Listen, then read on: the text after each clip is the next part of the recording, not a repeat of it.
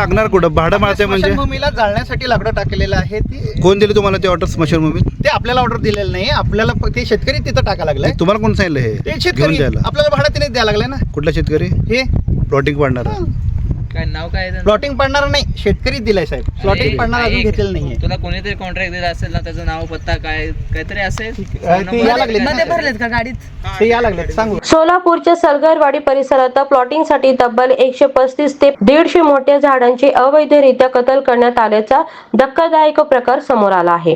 54 metre road लगतचा सुमारे 8 hectare शेत जमिनीतील 30 ते 50 वर्षे जुनी पिंपळ, आंबा, जांभूळ आणि लिंबाची झाडे गेल्या 10 दिवसात तोडण्यात आल्याचा आरोप स्थानिक नागरिकांनी केले आहे.